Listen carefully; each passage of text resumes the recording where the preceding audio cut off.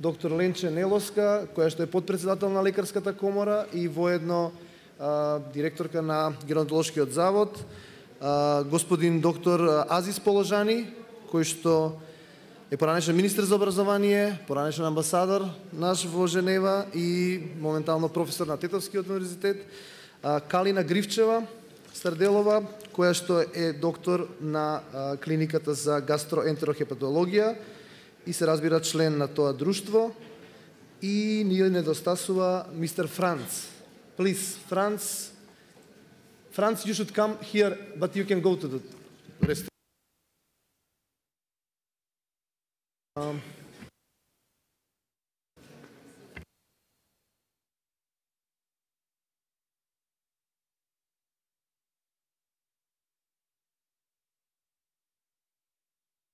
Мене ми треба микрофон. Кој може да донесе микрофон?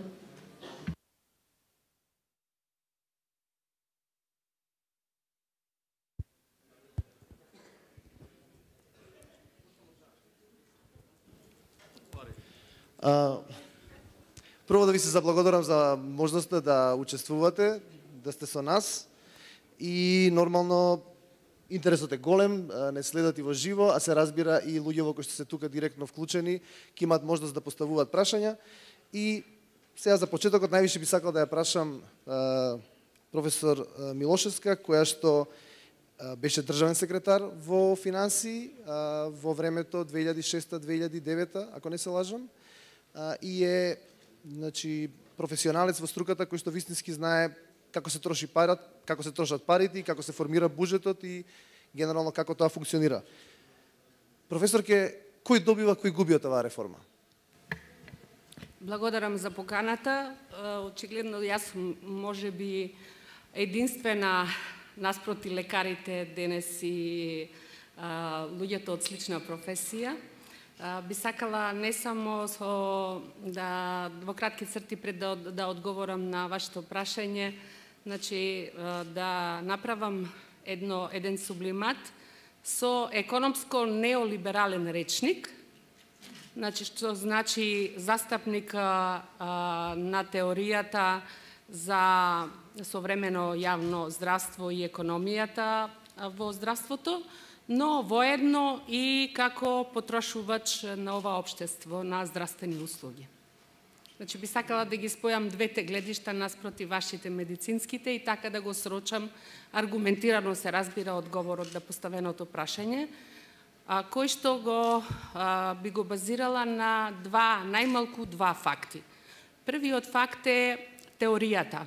Врвната светска теорија за економија во здравството, која што во кратки црти беше презентирана од страна на исто така угледните и врвни, да речам, професори странски и домашни, но уште би ја зајакнала со плюс теза на врвен американски теоретичар, веројатно сите го знаете, Пол Фелштейн, кој што за овој модел на плаќање, кој што исто така констатиравме дека не е многу јасно за каков модел на плаќање станува збор, но според она што последно го истакна представникот на Министерството за здравство, треба да разбереме со едноставен речник дека станува збор на модел за плаќање по услуги, односно по квантитет, по обем на задачи.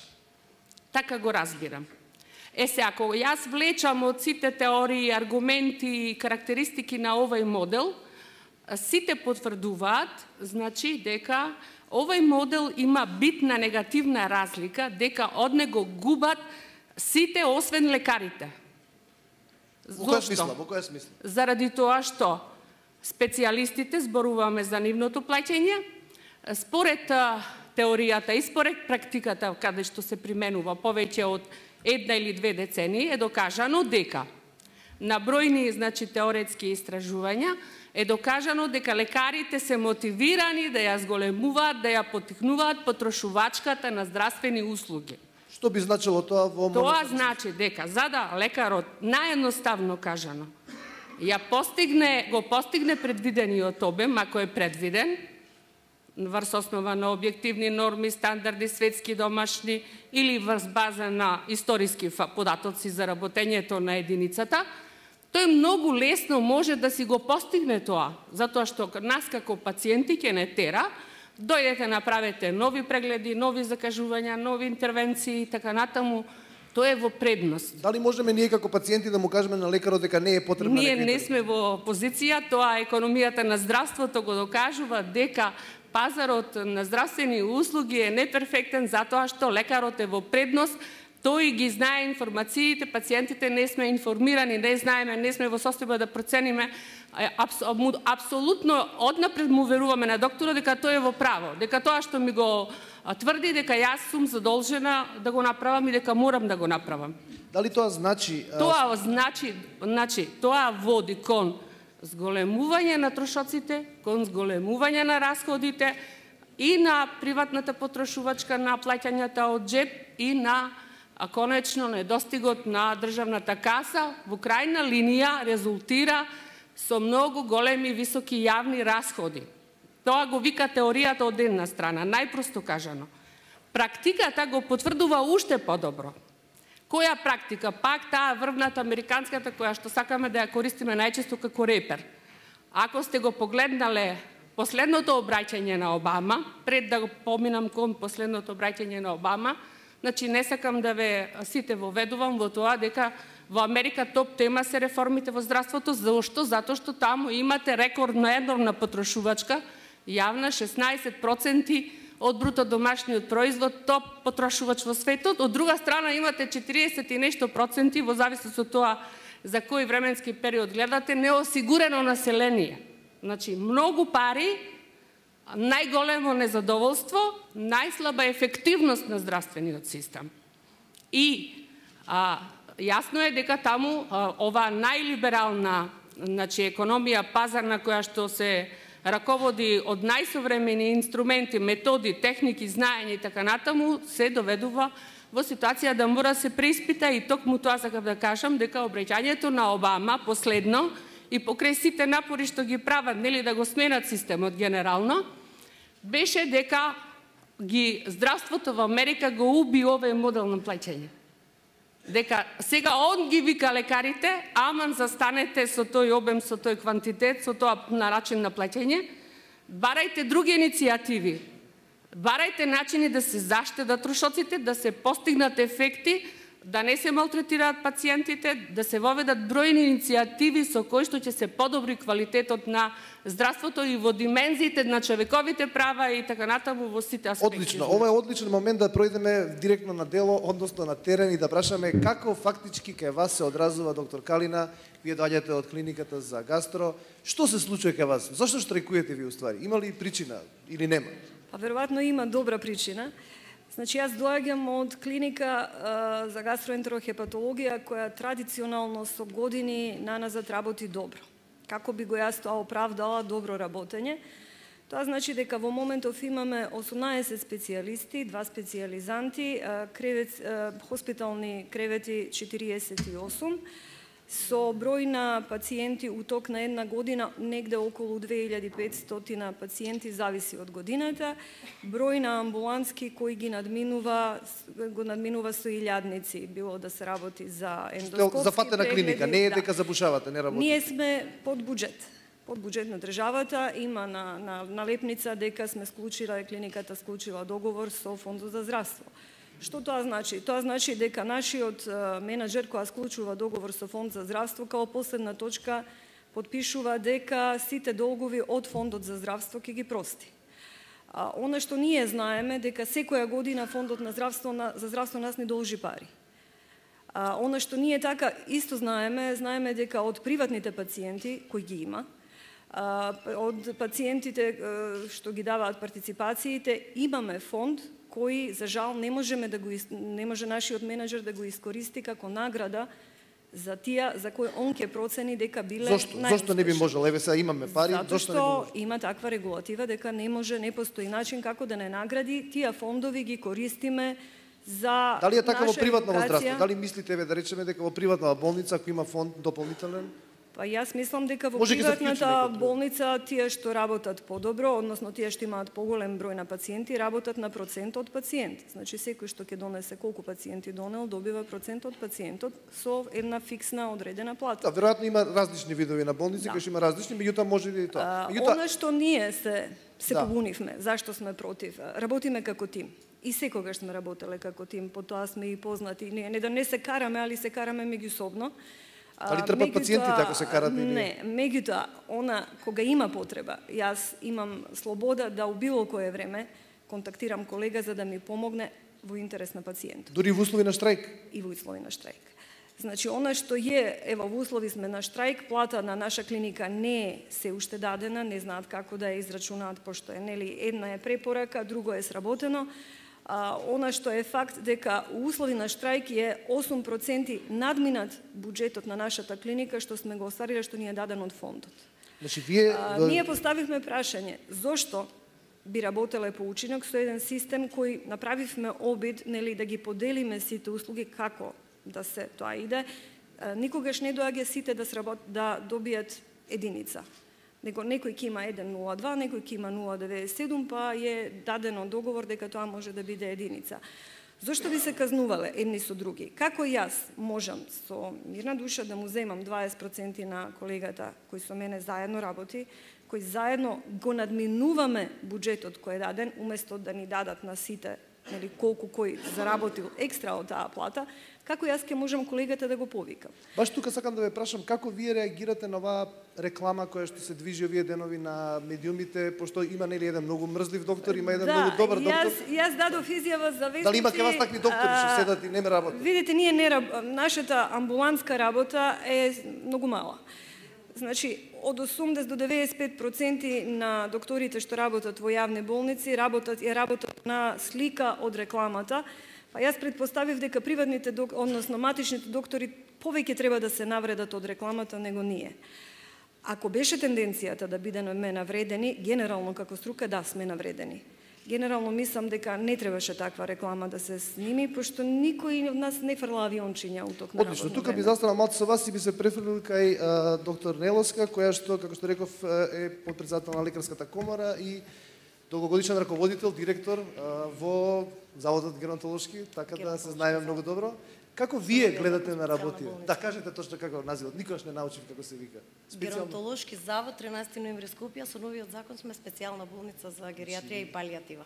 Како еве ке вас или дали ке вас воопшто се воведува овој модел или како вие гледате од гледна точка на тоа дека сепак сте и во комората и го штитите професионалниот интерес на лекарите? Сега ме прашувате како директор на болница или како подпредседател на комора? Зашо да Во кој зборам? својство сакат? Во кој својство сакат? Не. Еве прво како председател на подпредседател на Како комора. подпредседател на комора јас имам задолжение, должност, нели, да ги пренесам заклучоците и ставовите на комората, а како директор можам да зборам за моите искуства. Прво како комора, прво како комора.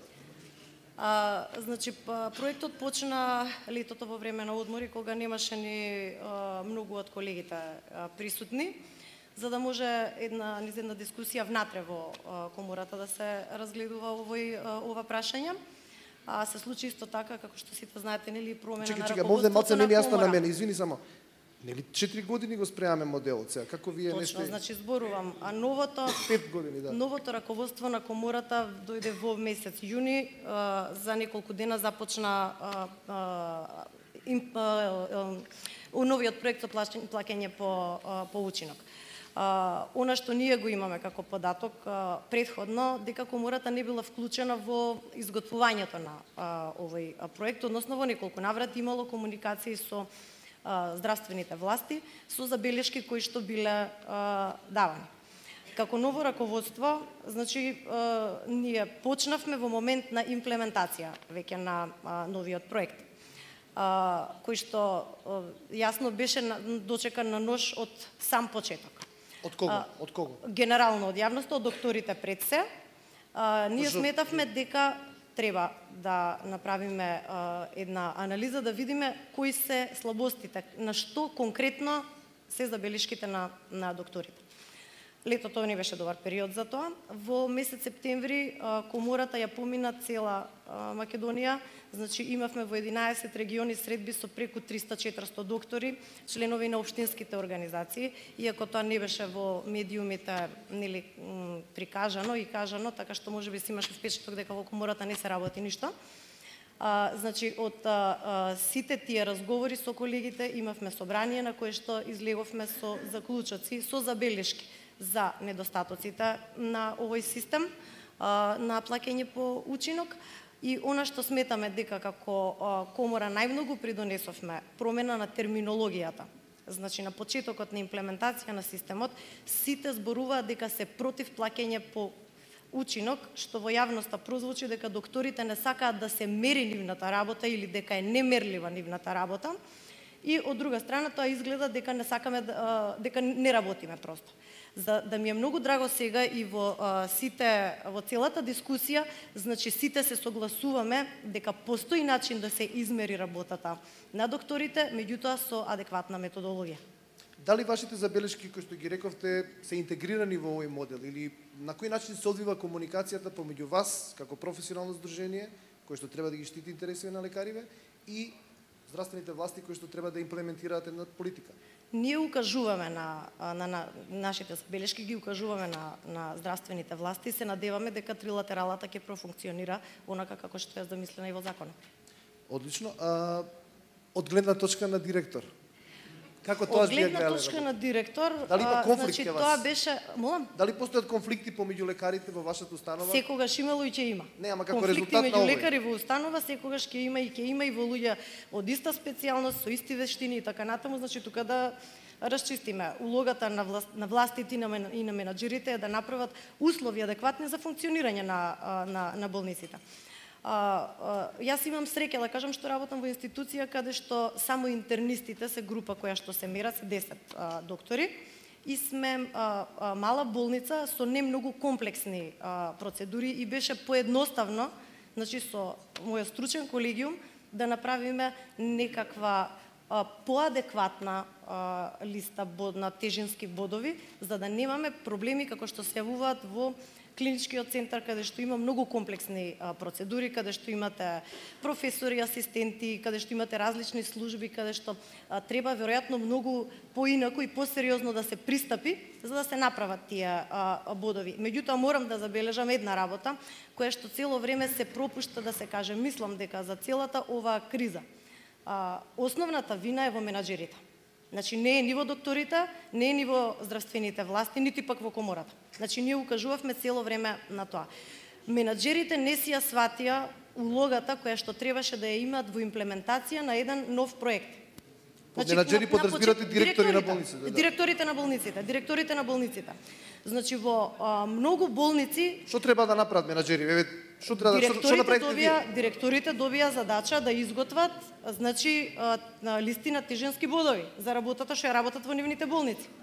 Во колку болници се случија такви состаноци со стручните колегиуми, колку тоа се разгледуваше, затоа што во многу болници, во разговори со колегите мислеа дека тие бодовни листи ги донесле управните одбори, директорите, значи апсолутно не беа вклучени во носење, во креирање на тие листи какви што беа побарани од Министерството.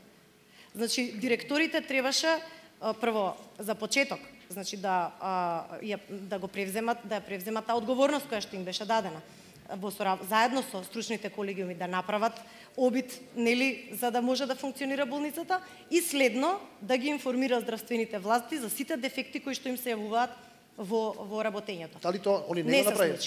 Значи тоа не се случи во многу болници. Сега за мене можам да кажам дека цело време си кажувам и пријавувам за дефектите кои што се кај мене и цело време гледаме да тоа се пегла.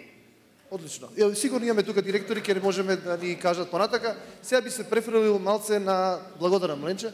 Сега би се префрлил малце кај доктор Положани, кој што вака исклучително го ценам, пред се затоа што е голем дипломата и искусен политичар. И дајте ви една дипломатска нота овде, што би се рекло, како да ја средиме оваа работа, како да успееме, што рече Ленче, да излеземе од кризава. Значи, некој вика е криза, некој вика е дизастер. Еве, вие дајте една ваше... Благодарам, не знам дали таква нота би помогла на ситуацијата, зашто дипломатите обично Знаете како е.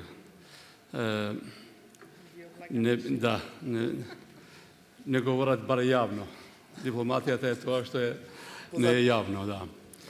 Али ипак мислам дека како лекар преди се би сакал да се вклучам во оваа дебата и би кажал да не би се повторил со тоа што ево и гостите и професорите тука и веројатно и понатаму ќе се каже, значи за деталите на овој контекст, со нешто што јас мислам дека можда произлезе и од некои дилеми кои што и во текот на предавањата на некој начин се отворија, затоа што понекогаш се наметнува чувство дека сите се сега против ова мерка, да каже, ова реформски чекор, дека на некој начин се анблок се отфрлува и дискусиите и тука може на некој начин, ако не се дискутираат некои дилеми или некои аспекти кои што се и за моментот нејасни, може да продолжи да има да се носиме со тоа чувство, значи. Затоа што како да го изгубиме тоа чувство? Мислам дека веќе тоа е конкретно и надминато со фактот што како мерка за оценување или за наградување или за успешност во здравството се прифати и од синдикатот, значи дека треба да има мерка, дека треба да постои таков инструмент со кој што би се помогло на здравствениот систем да и во дадените околности он да профункционира подобро. Затоа што тука се кажа и од предавачите дека докторите не се спремни или не би биле тие кои што треба да вклучат во начинот на работењето економската логика. Затоа што тие се кадар кои што пристапуваат кон нештата со така наречен лекарски или хуманитарен приоритетен, да кажеме, концепт. Али мислам дека имајќи предвид состојбата во здравството, не само кај нас, и во регионот, па и во Германија, сите знаеме дека проблем е, затоа што е голем и хуман аспект, и економски, и бизнис аспект, така натаму, и сите овие аспекти влијаат во тековите во здравството, така да здравството веќе не може да постои без тој концепт. Значи, сакаде, нечеле ние мора да го прифатиме, значи, и економската логика при креирање на политика во здравство, и затоа што тоа е веќе неизбежно од сите аспекти. И од тука, значи, не правиме, значи, не се зборува за тоа дали треба да го има, значи, моделот, или дали треба да измислиме или да има инструмент за потикнување и на квалитет, и на конкурентност, би рекле, и на обстојување на јавниот здравствен систем, него кој би бил најповолниот, да кажеме, во овој момент. И од тука мислам дека предлогот што денеска го дискутираме, сигурно дека и од професор Лакок во еден слайд велише дека во некои земји, значи се покажа или во некои амбиенти дека значи кусоците и дека не успева.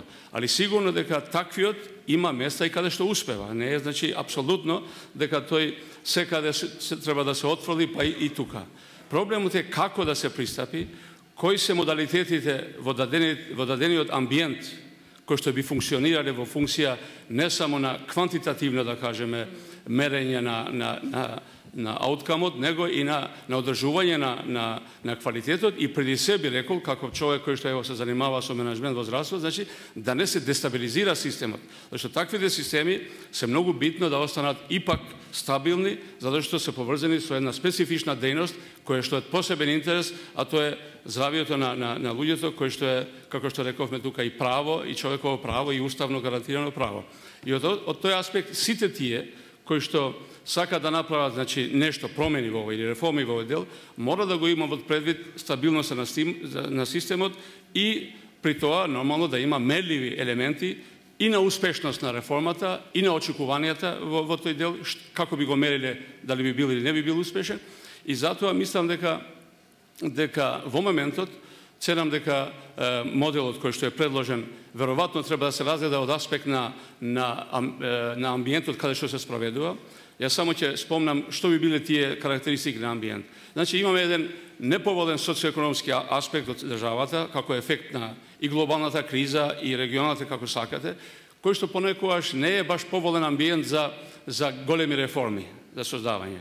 Здравството посебно од аспект, да кажем, на докторскиот статус, на некој начин секогаш е доведен во ситуација да се брани и од нешта кои што му се наметнуваат како да кажеме како гревови и кои што на некој начин ги прави поневитални да се вклучат во самиот процес и на некој начин наместо да придонесат со идеи, со храбри идеи и како што е ово денеска, значи се засега по некои мерки кои што не се продуктивни по однос на главната цел, значи за реализација на реформата. Затоа што, како што знаеме, во Македонија значи има простор и за одредени чекори и од политиката, посебно би спомнал што би било во моментот. Значи сите знаат дека во таква социјална клима не е добро да се обстои овој здравствен систем со толку големи работени луѓе да се одржат во системот и тоа е напор кој што треба да се цени.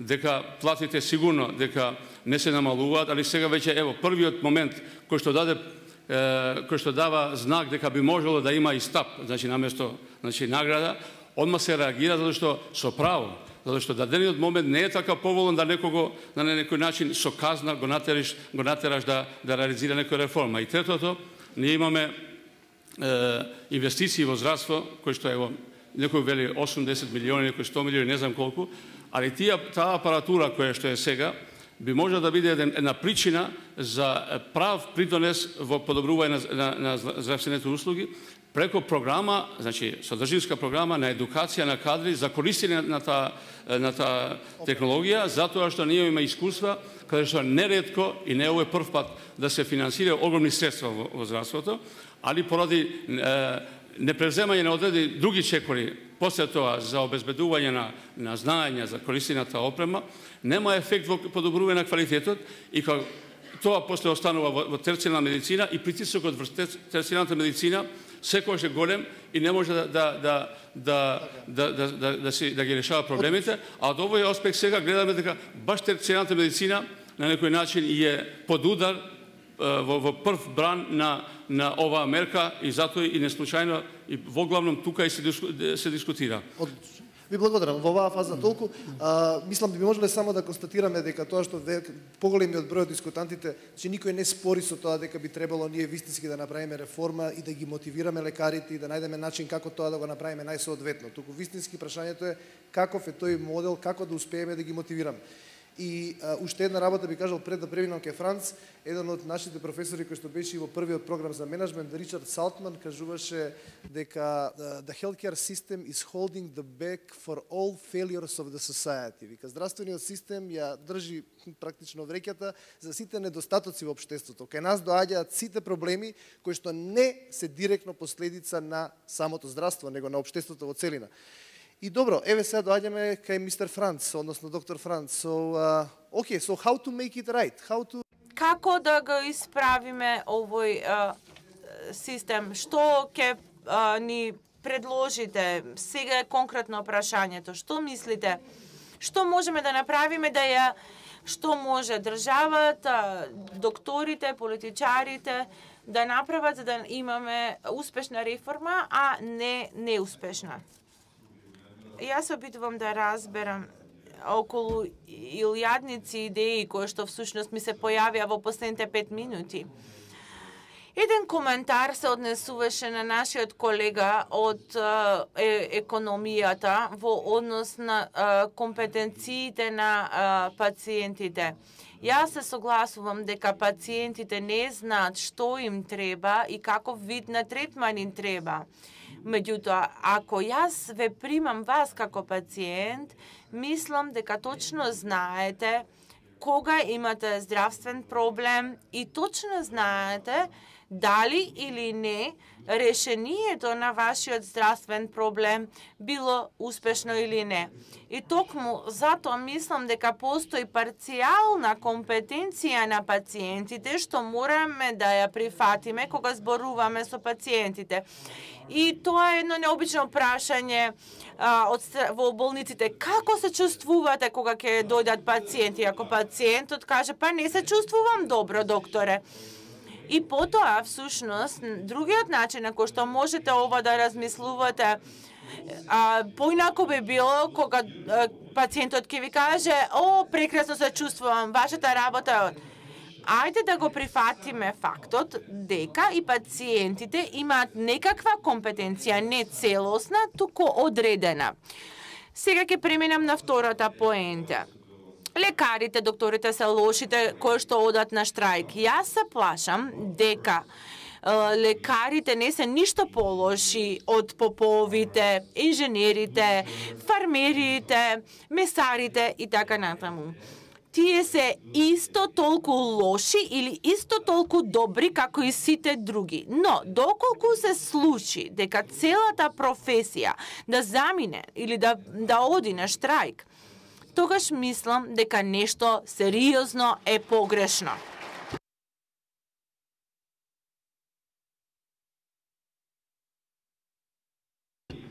Па затоа, ако ми верувате мене, дека докторите се толку лоши колку што се лоши и било која друга професија, тогаш треба да го одговориме прашањето што можеме да направиме за докторите да се вратат назад на работа.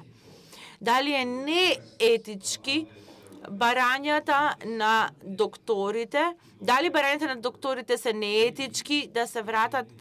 Можеме да инициираме дискусија со нив и да дискутираме дали е соодветно тоа што тие го бараат за да се вратат на своите работни места и за да го натераме системот да функционира повторно. Воспротивно, јас би се уплашил дека целиот систем можете, бидејќи доаѓате од Институт за филозофија, историја и етика. Јас не сум запознат со вашето законодавство. Во Германија имаат право да одат, лекарите имаат право да одат на штрајк, и ако кога некој е во ризик од умирање или во ризик да добие да му се нанесе сериозни штети од акутен здравствен проблем, докторот мора да помогне на самиот пациент и сметам дека сите вие ќе го направите тоа. И тука нема никаков сомнеш дека ќе се она што е засегнато од страна на штрајкот не се задолжителните услуги, туку услугите оние услуги што се дадени како опција, значи во ситуација која што го загрожува животот, очекувам дека секој од вас ќе помогне. Благодарам. Во оваа фаза би ја замолил професор Накова да ги постави, односно да ги запраша. Модераторот и на панелистите отварам дискусија. Дали некој се јавува за прашање да постави? Ќе почнеме поред колегата.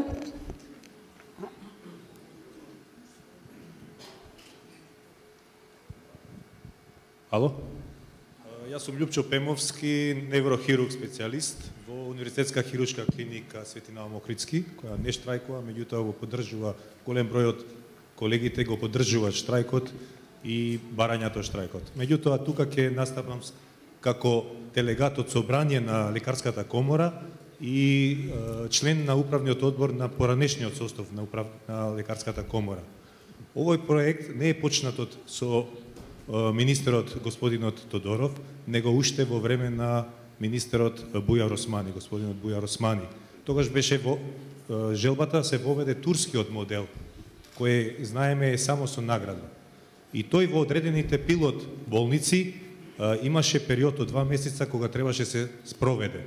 Тогаш имаше големи примедби, бидејќи голем дел и тогаш беа казнети од колегите и не ги добија своите плати така како што треба.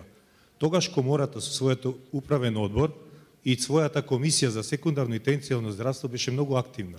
Доби притужби од соодветните пилот болници ги разгледа на своите комисиски и расправи и нерасправи на управниот одбор и побара присуство и бевме присуство од тогашниот министер Бујар Османи. Истиот се одазва и дојде во просториите на комората. Ги виде тие сите притожби и во тој момент го стопира процесот и во следните месеци им беше вратени парите на колегите што беа казнети, да кажам, условно кажано. И даде насоки да во наредните 3 месеци овој систем, ако може, да се доработи и да биде таков каков што треба. Меѓутоа, политичките прилики валја во тоа време беа други и настана, знаете, промени на министри и све. И во тоа време профункционира дополнителната дејност во болниците. Тоа да не заборавиме. Со овој систем воведување и во летните месеци, комората некакви состаноци држеше, најави подпредседателката, се активира собранието, чак на седница на собранието во 9 месец, септември месец, едногласно беа изгласани неколку точки, меѓу кои скоро сите 3 се исти со барањата на сегашниот штрајковачки одбор од Клинички центар. Значи, комората и членството што го застапува комората, со оние сите да не кажам присуство на председателот на комората, вали и со неговите блиски по болниците низ државата, кај што беше апсолутно кажано дека овој проект не е во ред. Уште во август, септември, почеток на септември месец. Истото значи на ниво на комората се изгласа дека тоа не е во ред и дека треба писмен документ да се даде до министрот и до владата. Истото тоа во време на министерот Бујар Османи имаше дописи голем број и до министерот и меѓутоа и во тогашниот премиер и сегашниот премиер Никола Груевски. И тогаш бевме услушени. Не знам како ќе се одвива понатаму работата, само толку. Иначе уште една работа би кажал, мора да се знае дека здравствениот систем во Македонија економски е со најмал буџет. Споредено со Словенија, знаете, таму е 3 милиарди, кај нас е 300 милиони денари. Значи, треба да се каже отворено дека нема пари во здравствениот систем во Македонија и начинот на кој ќе се лечат пациентите треба да одговара оваа власт. Фала. Ви благодарам. Ајде, од онкологија, колегата па вие. Сакам на 4 работи да се навратам, што вака ги собирав со тек на време на дискусијата. Ќе почнам прво со доктор Франц. Апропо, може би минорно прашање, меѓутоа чувствувам потреба да се изјаснам. Тоа е прашањето дали докторите се полоши или подобри луѓе од другите луѓе. Мојот впечаток за докторите во Македонија е да, тие се подобри луѓе од многу други струки, бидејќи кога цел живот учите како да го унапредувате човековото здравје, вие цел живот се борите да го унапредите. Докторите кај нас мислам дека имаат многу поголема меѓучовечка солидарност него останатите гранки. Апропо вашиот исказ. Втора работа, апропо квалитетот, особено квалитетот на терцијното здравство. Со мали исклучоци. Скоро сум сигурен дека секој од колегите што работи во терцијно здравство никогаш нема да отиде испод својата професионална самопочит да даде помал квалитетна услуга. Во било какви услови. Во било какви услови. Трета работа, што сакам да ја кажам. Апропо менаџирањето на учинокот, апсолутно се согласувам со доктор Леченеловска. Нас како на менаџери ни беше даден системот да го имплементираме и знаевме дека ќе има проблеми, бидејќи во почетокот и самите ние имавме многу дилеми. И јас имав таа среќа да колективот на онкологија биде изразито совесен и изразито конструктивен. Тоа беше мојата среќа. За жал, другите колеги менаџери од здравството ја немаат таа среќа. Седнавме на еден колегиум, убаво ги направивме сите коефициенти и затоа тој учинок работи. Официјално имаме 20 колеги кои што не можат никако, дури да ги оптеретиме со работа, не можат да го постигнат учинокот од многу едноставна гледна точка.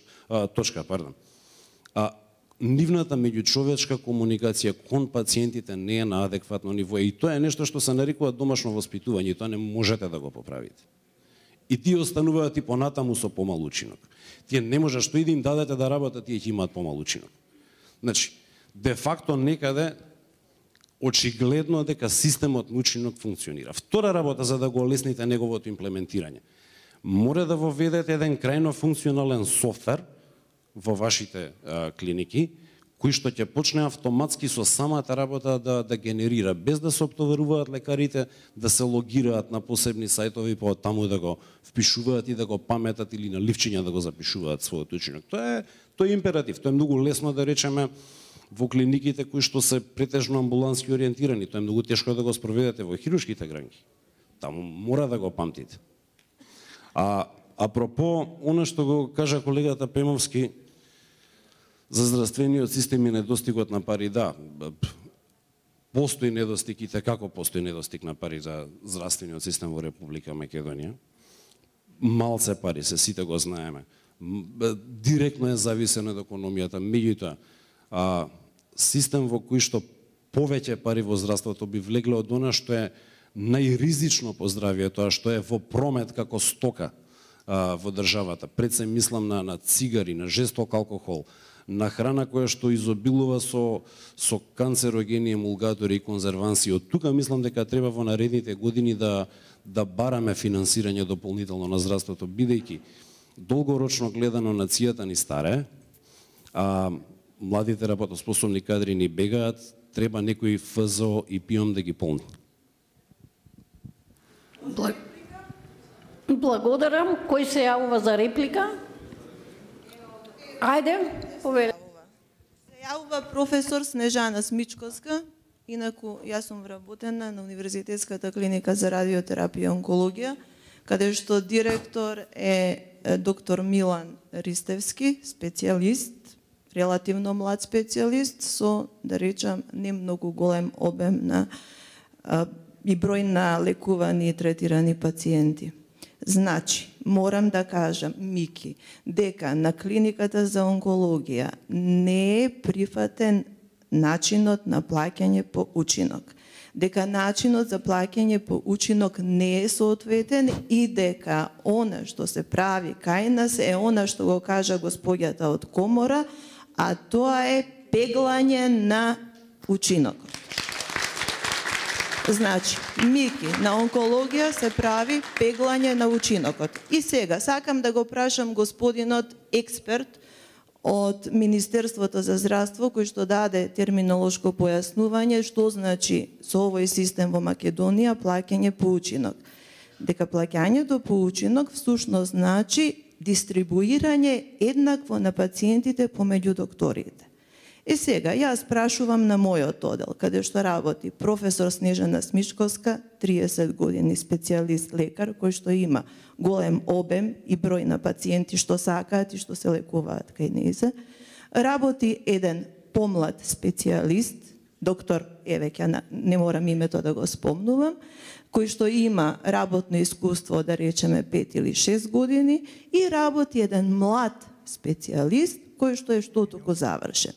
Дали ние тројцата, ние трите кои што работиме на оделот, а така сега функционира системот на плаќање по учинок, треба да имаме еднаков број на пациенти. Дали професор Смичкова треба да има 5, вториот треба да има 5, третиот треба да има 5 пациенти, да имаме учинок единица и никој да нема ниту поголема, ниту помала плата, заради мир на одделот, каде што не сакаме да имаме конфликт во работењето. Тоа е едно. Второ, дали тоа значи дека професор Смичкова треба да се затвори во амбулантата, да ги отстрани вториот и третиот специјалист од амбулантата, да работи сама, бидејќи сите пациенти ќе сакаат да дојдат кај професор Смичкова, па ниту вториот, ниту третиот понатаму да не се едуцира од професорката, заради тоа што моја работа е, значи како професор, како онколог, како лекар кој што работи 30 години, да ги едуцирам тие останати двајца кои што работат со мене. И бројот на пациентите што професорката ќе го сработи, бидејќи секој комплициран пациент кај мене ќе дојде. Значи, ќе се изедначува со бројот на пациентите кои што за наједноставни, обични работи доаѓаат на Институтот за онкологија. Значи, не е добро организиран системот на плаќање по учинок на онкологија. Не, и не е прифатен од лекарите, тоа е само едно палиативно моментот решение колку да се има мир во куќата и се да изгледа добро на виду. Благодарам. Реплика. Контрареплика. Треба да се договориме колку може. Ајде, повели Мики сега. Ајде, повелете. Нема потреба. Јас мислам, дозволете. Имаше директни прашања поставено кон мене, така да можам нешто да помогнам. Многу кратко. Сега. Професор Смичковска. Ајде за една минута. И пократко. Професор Смичковска многу добро го има сватено аспектот на тимската работа. Значи, мене како менеджер ми е битно тимот да функционира. Често пати се наоѓаме во дискурс помеѓу учинок кој што онака пазарот сам си го прави и барањето на пациентите, меѓутоа во идеални услови за универзитетска клиника секогаш лидерот на тимот, односно нешто го има најголемото академска звања, најголемото искуство, треба врз себе да го превземе товарот на едукација на помладите и мора да ги фрли помладите во оган. Јас без разлика што го знам ова, ја го одобрувам како начин на работа. Ако ми дозволите, професор. Благодарам. Ајде, колега. Уште 5 минути и завршуваме. Пократки, ве молам. Стратров Васе од Фонд за здравствено осигурување на Македонија. Ќе зборувам како дипломиран економист и како пациент во здравството на Република Македонија. Потполно го поддржувам Дончо Донев од Министерството за здравство, а исто и така и колешката од Министерството за финанси во нивните изјави. Еве зошто докторите во Република Македонија не би требало да штрекуваат. Ако добро размислувате од гледна точка на дипломираните економисти кои што ги има доста квалитетни во Република Македонија, ќе ви биде јасно зошто не би требало да штрекувате. Еве ги тие причини. Јас сум работел 20 години во фабрика, 5-6 години работам во Фондот за здравствено осигурување на Македонија. Од момент само малку. Во Република Македонија. Ве молам бидете пократки, ве молам директно одговорете. Ќе бидам пократки. Средствата кои што се издвојуваат во здравствениот систем во Македонија постојано се зголемуваат. Пред 6 години тие беа 14 милиарди денари. Во моментот изнесуваат 23 милиарди денари. Ова што го бараат докторите да не се плаќа по ученок, еве ги причините зошто треба да се плаќа по ученок. Не барате да се плаќа по ученок. Главната цел зошто да се плаќа по ученок е да се направат неработниците да почнат да работат како тие што квалитетно работат. Уште нешто само. Момент само нешто. Ако се прифати барањето на штрекувачите да се зголемат средствата во здравството, ќе се направи инфлација. Тоа треба да се напечатат пари во прилеп и со тие средства автоматски ќе се направи инфлација. Тоа го сака штрекувачите во Република Македонија. Јас побарав збор и сакам само кратко да кажам. Извините, јас побарав збор ми дадовте, па рековте реплика, па друга реплика. Само кратко на излагачите од панелот. На господјата економист да ја кажам. Сомневање дека некој прави overdiagnosis, overprocedure е многу лесно доказниво и кривично дело, а особено во услови на постоење на evidence-based medicine. Така тоа ќе се докаже, ќе се санкционираат 2-3, другите ќе се дисциплинираат. Значи тој дел не. Мојата совест што ми налага, јас ќе го направам и никој не може да ми нареди дали да го направам или да не го направам. Може да ми избркаат, да ме затворат, ама да мојата совест вери дека таа инвестигација е таква, тоа е друга. Значи тоа е лесно. А вие требаше да пресметате во воведување на evidence-based medicine дека најмалку 15 до 20% ќе ви ги качат цените што треба да ги платите. Втора работа. на госпожата од комората подпредседателка, треба да ја кажам дека хирургија е специфична работа, јас сум хирург, и дека не прифаќам квантифицирање на преглед или квантифицирање на операција. Уште помалце од една глупост да се екстраполира друга глупост, па да кажеме 5 прегледа, една операција. Значи, тоа е строго индивидуално, биолошки неповторливи, а не велам дека не треба награда по учинок. Прв сум бил, затоа што откога сум вработен, дојдов на 17 децембар, си излегов на 27 децембар од болница. И не се кајам, и горд сум, и ако мојот стаж го сметате, да кажеме дека имам 32 годишна, можете слободно со коефициент 1,7 до 2 да го помножите. А овој начин, како што вие го предлагате да се ние седнеме, прво и основно, во денешната легислатива нема начин како да му однесеш пари. Еве, јас сум тој идиот менеджер, а се трудам да станам кретен, малце едно повисоко ниво да подигнам. Значи, вака вели во колективниот договор кој е устав за нас. Побаравме званично толкување како да го платиме тоа, еве, и да го прифатиме. Затоа што во колективниот договор стои вака. Менеджерот може да одземе плата по 5 основи.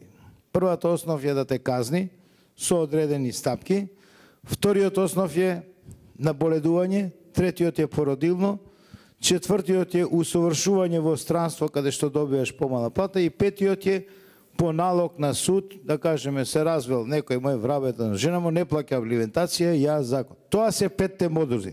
Нема модус како ја да ти давам тебе 80. Работата е што нема од 80%, него од 100%. Нема услови, ќе работиме и за помални плати. Јас лично не зборам ода. Ќе работам и за помала плата, зашто си ја сакам државата и не сум непатриот. Ама не да брцнам у джепот на другиот. Инаку, ќе завршам со една сентенца од нашиот чуен Душко Радович, каже, немојте убеđувате луѓе ако немате доволно власти и пара. Прво не ќе вас слушати, а друго оно кои вас слушају немају доволно разлога да вам верују. Благодарам. Благодарам. Ајде повелете. Поздрав до аудиториумот, јас сум доктор Гоце Чакаровски, гинеколог акушер, доаѓам од клиничка болница Битола. Читам тамо на панелот плаќање по учинок, кој добива, кој губи. Сите губат. И докторите, и пациентите. Значи, 2004 година почна овај реформски курс, односно реформи во здравството, плаќање по учинок. Веројатно ние во Битола бевме видовити и господин Лазаревич Звај беше тоаш заменик министер. Во 2007 година ние во Битола штрекувавме. 17 дена, 17 дена штрекувавме. Докторот Селмани беше и на преговори и вие бевте таму. После 17-тиот ден не примина разговор. Знаете шо, тоаш побаравме 100% зголемување на платите. Бидејќи знаевме дека во наредните години ќе стапи ова плаќање по учинок, не од 100%, него ќе ни се брца во джепо. И размислувавме, ако ни се качи платата 100%, барем со тоа брцање нема многу да осетиме. Меѓутоа, како што помина, министерот Селмани мене ми рече зошто не ојдов да учам за пилот, повисока плата ќе земам. Не ми беше зборото. Ќе ви кажаме една друга работа, што цела јавност во Македонија треба да се замисли. Во последните месеци на моето оделение, значи ако имало 400 и 500 раѓања, 250 се со царски рез сега. То треба цела јавност да разбери зошто е то така. Трчајќи по пациентите, ги оперираме. Тому го кажавме и пролета на сегашниот министер, дека погубно ќе биде по здравството, погубно ќе биде по докторите, погубно ќе биде по пациентите. Јас не слушнав од излагачите тука некој да кажи дека некаде во светот ваков модел постои и е успешен и дека некаде во светот докторите се задоволни. Нигде не го слушнав тоа. Ако го слушнев сега во овие касни ноќи, ќе си одам Битола, ќе бев задоволен и ќе му пренесев таму на колегите, ќе му речев таму и таму, овој проект е успешен, докторите се задоволни и една друга работа да ви кажам. Значи јавноста треба да знае. Платата на еден доктор е 24.000 денари до 31, основната плата. Значи со се дежурства треба може да земи 33.000 до 40.000 денари. За да земи 60.000 денари, еден лекар специјалист треба да работи 400 сати. То се 30 дена по 13 сати. Па дали некој во Македонија размислува дека еден ден ние ќе пукниме? И на крај, која е целта? Целта, ќе ви ја покажам на примерот на Битола. Битола имаше 200 и нешто специјалисти. Моментално сме 192 месечини. За 7 години во Битола 140 доктори си одат во пензија. 10 дали имаме на специјализација. Од една клиничка болница ќе станеме општа болница. И дали тие 50 помлади ќе останат? Оти прашувај ги, сите учат германски, сите учат словенски. Дали некој во оваа држава размислува дека на овај народ му треба доктори, да не ги оставиме? Кичево има 2 гинеколози, Прилеп 1, Демирхисар нема, Крушево нема. Сите гравитират во Битола, Ресен нема, а нови специализации нема. А ние бараме да примениме некој систем, препознат ли некаде, не знаеме каде. Имало задоволни доктори, да, задоволни се докторите во Германија, во Австралија. Сум бил, сум ги посетил, сум видел. Задоволни се. И ние бевме задоволни, ако со ниски плати. И ние штедевме. Меѓутоа една работа да ви кажам. За да стани некој менаџер во здравство, треба 3 години да се школува. Кај нас менаџери станеа со недела дена, 2 недели курс, им дадоа дипломи, тие се менаџери, не се ни тие криви, затоа што парите се тие што му стигат. Во систем, кај што нема доволно пари, не барајте мотивирани доктори и задоволни пациенти. Благодарам. Благодарам представникот од Министерството, повелете. Благодарам професор Накова. Јас бидејќи професор Смичкова упати директно неколку прашања, што се многу релевантни, морам да признам. И кои што практично се поставуваат во голем број на средини низ земјава, би сакал да ги одговорам. Значи, во принцип, професорке, вие никако не може да се споредувате со некој што не е на ваше ниво, значи што не е професор. Не може да се споредувате ни со асистент, ни со специјалист, ни со специјализант. Токму затоа системот бара да се дефинираат групи, сродни групи, peer to peer. Тоа значи дека групата ваша на онкологија ќе се состои само од професори и тоа е вклучено. Вашата останата активност што имате дополнителна, значи едукација на студенти, на специјализанти и така натаму, и имате вие само вашата група на професори. Така да секако не можете вие, системот не прави да вие се споредувате со некој што не е како вас. И тоа го одговара и второто и третото прашање за тоа дали треба само да работите во амбуланта или треба да, не знам, да си држите, не знам, едукација и така натаму. Понатаму има неколку само, можеби, појаснувања, пошто ги слушав внимателно членовите на панелот, професор Милошевска, мислам, каде што зборуваше дека потребата на ваков систем неминовно ќе генерира зголемени трошоци, односно ќе ги стимулират докторите да прават поголема активност, бидејќи на тој начин ќе исполнат нормата и ќе земат, да речеме, поголема плата. Значи, системот не е таков. Такви се повеќето системи, тие така наречени fee for service, какви што се, не знам, во Англија, во Америка и така натаму, каде што точно стимулираат докторите да прават услуги и за тоа добиваат повеќе пари. Кај нас не е, тоа е систем со така наречен апсолутен перформанс, каде што имате таргет или норма и колку, ако ја постигнете, колку повеќе ја постигнете, толку повеќе пари земате. Нашиот систем не е таков. Нашиот систем функционира на релативен перформанс. Значи немате таргет или норма. Ако јас, вие и доктор Никола сме во една група од тројца и ни доаат 3 пациенти, секој ако има по еден пациент, ние ќе земеме 100% плата, односно имаме учинок од 1,0. Тоа треба да е Тоа е системот, тоа е практично системот. Да, мислам, чисто само едно појаснување. Да, чекайте. Дозволете се слушам. Волете. Да, се. Не, сакам да предложам да... Лазаревич, само да одговорам, бидејќи бев прозвана. Значи, системот не функционира така. Значи, нема друго ништо да кажувам, не е така. Така треба да биде. Значи како тука треба да внатре биде? во својата јазуќа барате вината не зашто не. така.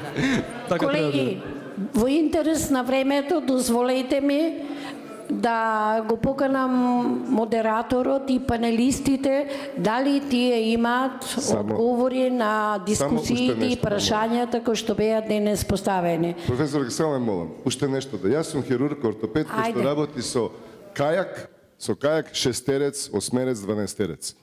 И како таков хирург, ме разбираат сите други хирурзи. Јас зимам и весла и почнам да веслам. И за да постигнам 120 поени, јас зимам и прскам на сите страни. Дали држам ритам, дали кајакот ќе се врти во круг, никого не го интересира. После 15 дена разбирам дека моите колеги ќе ги избркам од кајакот и треба сам да веслам. Па ќе речем, не дечки, сега ќе весламе 150 за веслување во минута. И почнуваме да весламе 5 дена и викаме, ние сме будали, за овие пари ние се убиваме од веслање. Сега ќе весламе 15 за веслување во минута. И на крај најмалиот вика, професоре, па вие сте уште поголем будала. Ние сега ќе земеме, ќе се качеме на кајакот, ќе испливаме до средината на езерото и ќе седнеме се сунчеме со 2 веслања. Меѓутоа, пациентите на песокот, таму на плажата, умираат. И кога ќе умрат пациентите, нема ни државата, ни државите, ни властите да бидат криви. Видиме, ние веслачите криви. Тоа е најпросто, наједноставно објаснено. Како да кажам другачи, на комшиите вака им го објаснам. Влезете ми во кожа, да видите колку лош системот. Благодариме. Благодарам за пластичниот и убав пример. Колега Лазаревич. Да. Значи да ви се заблагодарам. Повелете како модератор со панелистите. Да, само овако би сакала да кажа. Прво да се заблагодарам на сите за дискусијата. Имаме веднаш после ова нова дискусија. Сакам само да ги прашам панелистите дали имаат нешто да дополнат, пошто би завршиле за 2 минути, 3 минути. Значи кратки поенти, ако има некој. Калина? Јас би сакала прво за господинот од фондот. Не знам дали сте запознаени дека на скалата за Human Development Index сме од 72 паднати на 79-то место. Толку за квалитетот околу смртноста на пациентите. А второ, пошто на сајтот на клинички центар, која бевме клинички центар, бевме клиника за гастрономија, напишани, јас би дала една гастрономска лака, пошто се тие актуелни празници. Значи, сиот овој систем, искрено речено, мене ми делува како надпревар во јадене баклава. Вие не знаете кој е куварот, не знаете кои се состојките, али мора да јадете затоа што така ви е кажано. Некому ќе му се слоши, некој ќе добие тежок панкреатит, некој ќе му биде убаво. Ама кој знае како ќе биде? Дали има некој друг да дополни нешто од вас? Ако не, да ви се заблагодарам за учеството, со аплаузи да ги испратиме панелистиве. И за 3 минути ќе започне новата дебата со новите панелисти додека се постават. Благодариме.